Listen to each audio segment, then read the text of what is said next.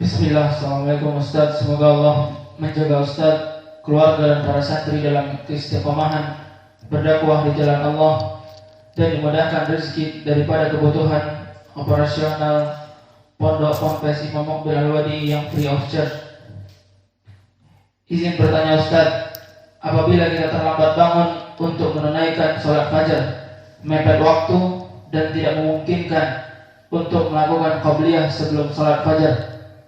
Kebetulan di masjid tempat kami tinggal ini, bacaan sholat imamnya biasa baca panjang.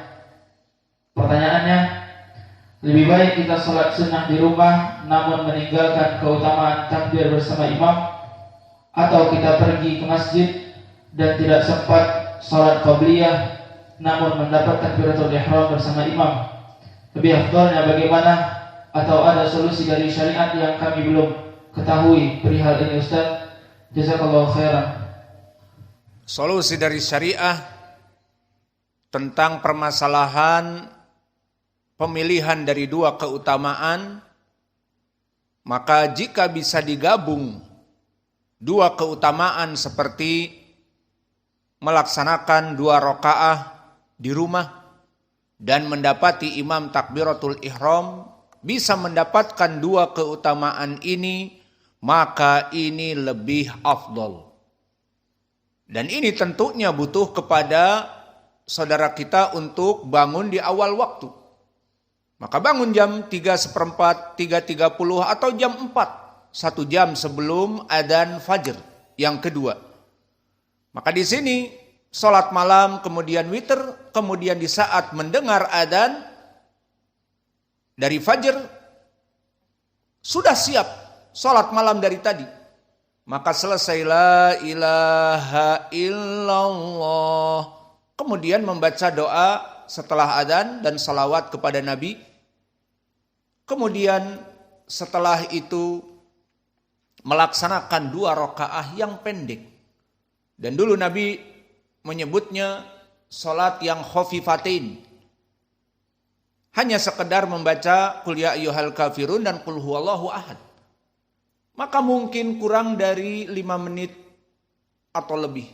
Kemudian setelah itu baru berjalan ke masjid. Apalagi masjidnya tidak begitu jauh. Maka di sini yang kita inginkan untuk mendapatkan keutamaan yang 2 tadi. Keutamaan yang pertama, agar menyegerakan sholat fajar, sholat 2 rakaat sebelum fajar. Dan ini telah datang dalilnya di hadis Aisyah yang diriwayatkan oleh Imam Muslim. Berkata Rasulullah sallallahu alaihi wasallam, "Rakaatal fajri khairun minad dunya wa ma fiha." 2 rakaah sebelum fajar itu lebih baik daripada dunia dan seisinya. Maknanya, jika seseorang mempunyai tender pada hari itu, misalnya tadi pagi, alhamdulillah kita sholat 2 rakaah sebelum sholat fajar. Dan dijanjikan pada hari ini kita mempunyai tender. Nanti jam 10.30 ada yang mau berbisnis dengan kita dan kita mendapatkan 1 miliar dari bisnis itu. Maka sholat 2 rakaat fajar tadi lebih baik daripada bisnis yang dia dapatkan 1 miliar tadi. Maka bagaimana jika hanya sekedar jual beli, membuka kios, membuka toko yang mungkin alhamdulillah dapat 200, 500, 1 juta dalam sehari semalam, maka sholat 2 rakaat tadi lebih baik di sisi Allah dari tender yang akan dia dapatkan pada hari itu. Maka ini keutamaan yang tidak bisa ditinggalkan bagi orang yang berakal dan orang yang yarju liqa'a rabbih, yang mengharapkan bertemu dengan Allah. Tidak bisa ditinggalkan. Maka sholat 2 rakaat sebelum fajar laksanakan. Namun tadi pertanyaannya, kita ini kadang terlambat karena bangun di adzan yang kedua. Itulah sebabnya. Sehingga terburu-buru. Mau sholat sunnah dulu, nanti ketinggalan dari takbiratul ihram. Nah, sekarang ada masalah yang kedua. Di sana hadis yang lain tentang keutamaan. Yang kedua, kalau tadi melaksanakan sholat 2 rakaat sebelum fajar di rumah, maka yang kedua telah datang keutamaan takbiratul ihram bersama imam. Maka ini sebabnya kenapa kita di ma'had ini, bagi mereka para masbuker kita pukul. Alhamdulillah masbuker sekarang sudah ingkirab, sudah langka. Dan itu yang kami inginkan, agar kalian sekarang mulai dari kecil dan santri tidak bermudah-mudahan dalam sholat berjamaah, terutama masuk kepada rakaat bersama imam. Maka tidak berleha-leha menunggu iqamatis sholah, mendengar iqamatis sholah baru pakai baju, baru berjalan, kemudian masbuk, maka di sini dipukul. Masbuk 1 rakaat berapa pukulan? 2. Push up, guling-guling, insya Allah kita tambah. Al-muhim, iqab di sini tujuannya wa ta'awanu 'alal birri wat taqwa, untuk menjadikan kalian orang yang baik, beriman, bertakwa kepada Allah. Kenapa? Karena ada hadis yang akan kita bahas di sini. Keutamaan seseorang yang dia itu sholat berjamaah dan bertakbiratul ihram bersama imam. Jadi masalah sholat berjamaah wajib. Namun di sini ada keutamaannya. Apa? Dia takbiratul ihram, Allahu Akbar. Imam berkata demikian. Dan kalian di belakang berkata Allahu Akbar. Itu ada hadis khusus tentang keutamaannya. Yang mana hadis ini diriwayatkan oleh Imam At-Tirmidzi dan yang lainnya dari jalan Anas ibnu Malik, berbagai jalan. Yang mana lafadznya berkata Rasulullah sallallahu alaihi wa ala alihi wasallam, "Man shalla arba'ina yauman fi jamaah yudriku takbiratul ula." Yudriku takbiratul ula. Kutibat lahu bara'atan. Bara'atum minan nar wa bara'atum minan nifaq. Lihat bagaimana keutamaan orang yang sholat berjamaah dan melaksanakan takbiratul ihram bersama imam. Disebutkan, barang siapa yang melaksanakan sholat berjamaah 40 hari dalam keadaan dia takbir bersama imam, maknanya tidak masbuk. Rakaat yang pertama ikut takbiratul ihram. Bukan hanya masuk setelah selesai dari rakaat yang pertama, tetapi dia mengikuti takbiratul ihram bersama imam.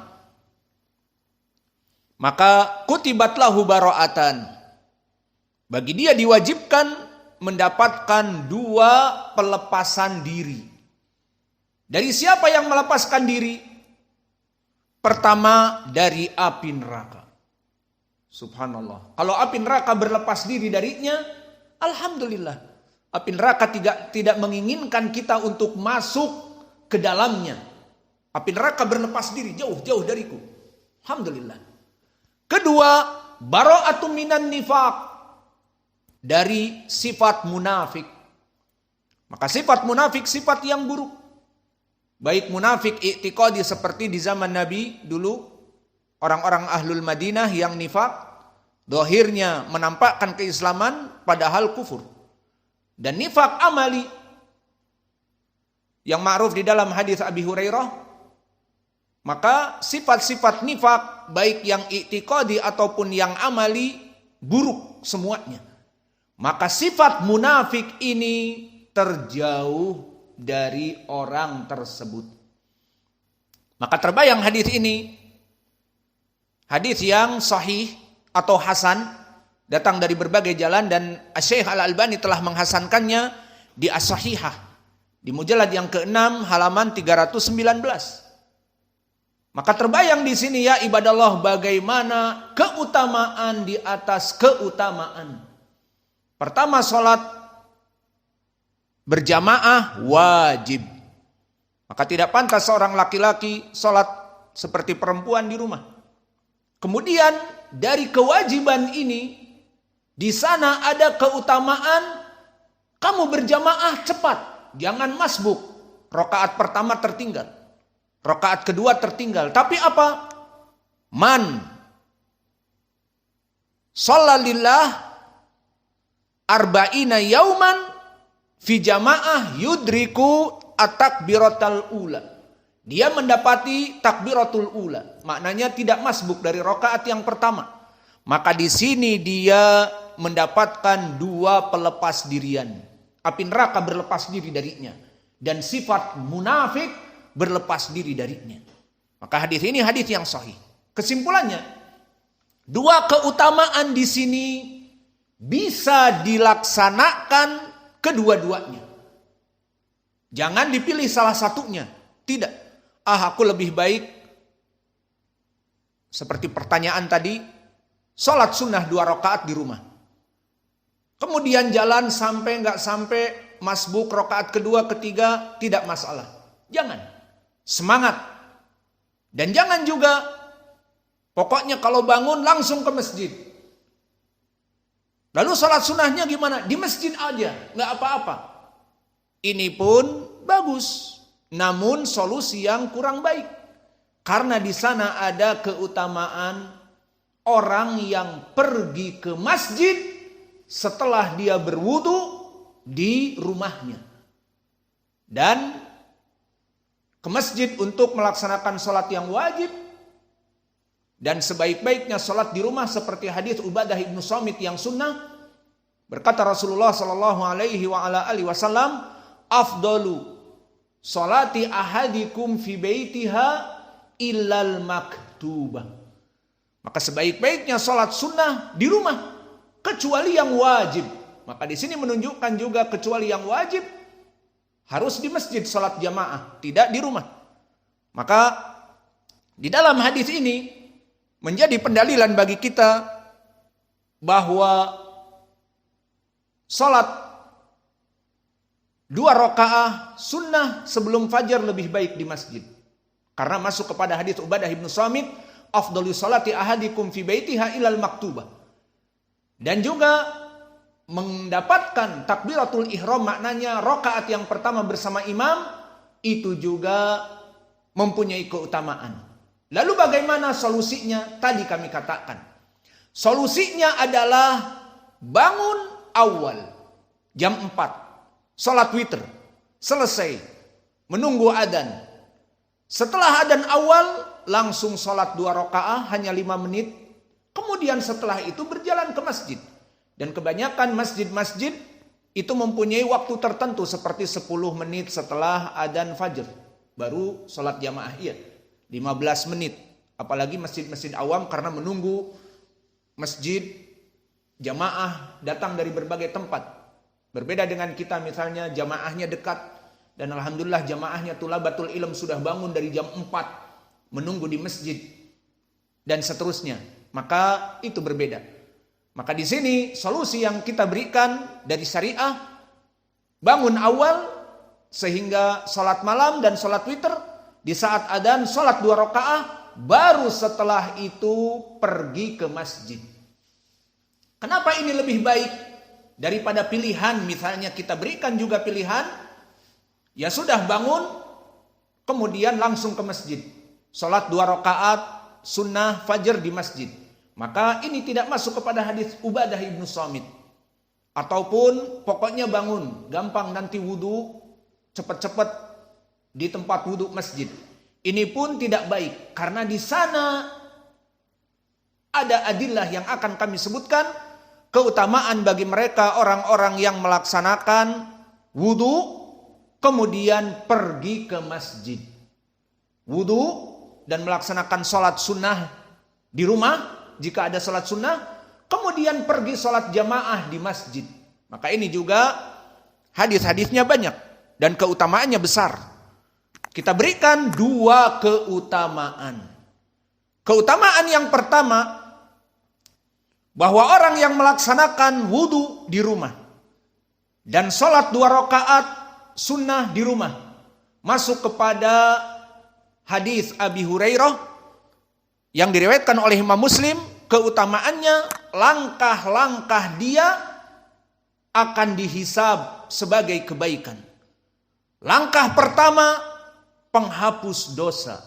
Langkah kedua, mengangkat derajat. Seperti hadis yang diriwayatkan oleh Imam Muslim, berkata Rasulullah sallallahu alaihi wasallam, "Man tatahhara fi baitihi tsumma masya." Barang siapa yang melaksanakan wudu di rumahnya, kemudian ditambah salat 2 rakaat, masuk kepada hadis Ubadah bin Samit, sebaik-baiknya salat sunnah di rumah. Tsumma masya, lafaz tsumma di sini memberikan faidah yufidu tartib. Setelah wudu baru salat, baru jalan ke masjid. Jadi jangan wudu di masjid. Tsumma masya ila baitin min buyutillah. Kemudian dia berjalan ke masjid, dan ini menjadi pendalilan kewajiban salat berjamaah juga. Tidak salat di masjid tidak salat di rumah bagi laki-laki. Bagi perempuan salat di rumah. Kemudian liyaqdi faridatan, disebutkan untuk menunaikan kewajiban di masjid. Min faraidillah, dari kewajiban-kewajiban yang Allah wajibkan. Kanat hutwatah, maka dijadikan 2 langkah itu, ahaduhuma tahuttu khati'ah wal ukhra tarfa'u darajah. Yang satu menghapuskan dosa, dan yang satu lagi mengangkat derajat.